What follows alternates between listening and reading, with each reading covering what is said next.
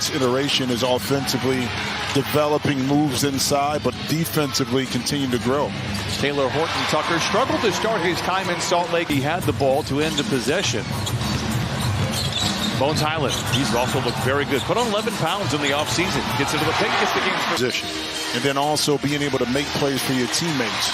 Great deflection by Paul George. Highland behind the back. Kawhi Leonard says aloha. Markkanen rises for the rebound. I triple check this. Okay. If I'm wrong about this, please find me and you can tell me as Horton Tucker fires up and in. But they're professionals. They've been in the league for a while. They should be able to jump. But you learn your teammates. You learn a lot about yourself.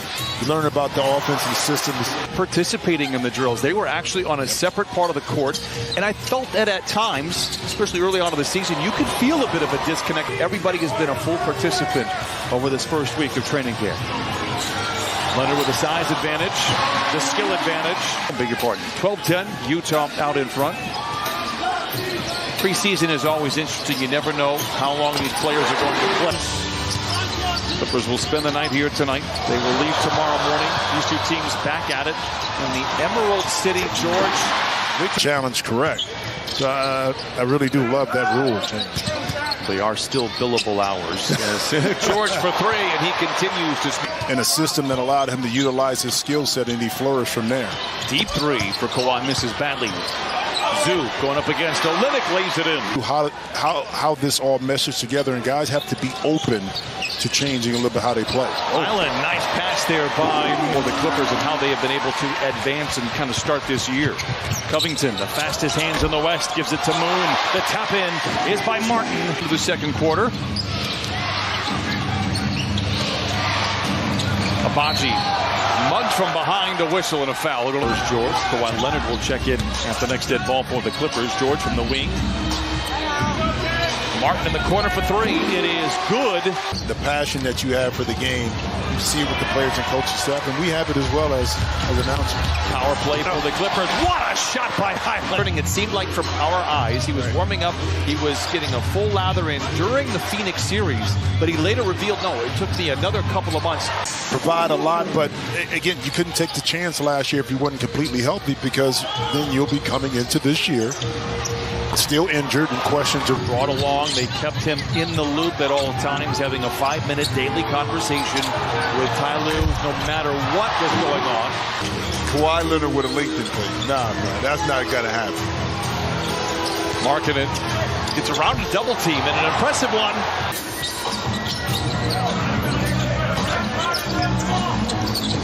Leonard sets his feet and flings up a three and knocks it down. Was outstanding. Now, wouldn't you want to see that too in times when it wasn't any kind of disaster where people came to the aid of each other? Plumlee with a four. Is uncoachable. Now he just has to figure out when, how, and where to use it. Nice move by Highland, getting around a couple of defenders and then swooping in. Being in the proper position that you can provide help.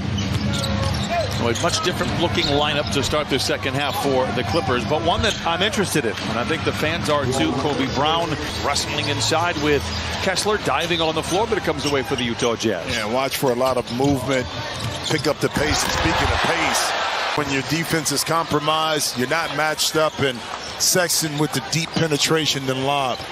Well, this is going to be an interesting. We mentioned it in the first half. We might even see Jamal on Tuesday. Oh, yeah, in Seattle. That would make the preseason. Paul George at one point, 8 straight points. Finished with those 8 points. Kawhi Leonard 11. Kessler just continued. In years past, this Clips team has been predicted to be in the top 5, not as much this year. That this Clipper coaching staff can continue to work with and develop. First 3 years, Chris Dunn makes his first appearance for Utah here in the preseason. The rebound goes back to the Clippers. Coffee drives. Brown. What a pass. Oh, Clippers. Keontae George rings the rim. Yurt 7 with a second effort here for Utah. Floater no. Abaji tries to tap it up and in. Saved in the hands of Abaji, and he lays it in. Shutting down Rudy Gay in that 27-point comeback back in April of 2012 on that final possession. George whips it ahead to Chris Dunn. Acrobatic layup is good. George stumbles in transition for Utah. Gives to Dunn. Breaks through a couple of defenders. Good ball movement here for Utah. Dunn for three. It is good.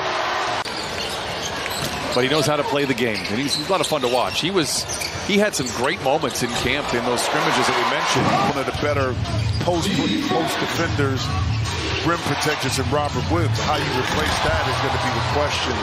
But all the chips are pushed in the middle. You love to see that kind of urgency from organizations. Williams throws it, be involved in those kind of buyouts. Williams tries to get free. Dunn, we told you, he is an elite defender. Yurtseven inside, counted at a foul. But if you're just joining us, we talked about the priorities for Ty Lue. I confirmed it with him.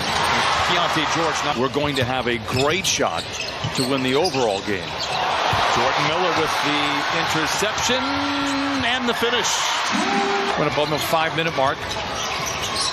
Here in the fourth quarter, Coffey rumbling down the lane, floats it. No. The rebound will be... I'm out of here. After the game. Miller inside with 4:05 to play. Brown for three, knocks it in.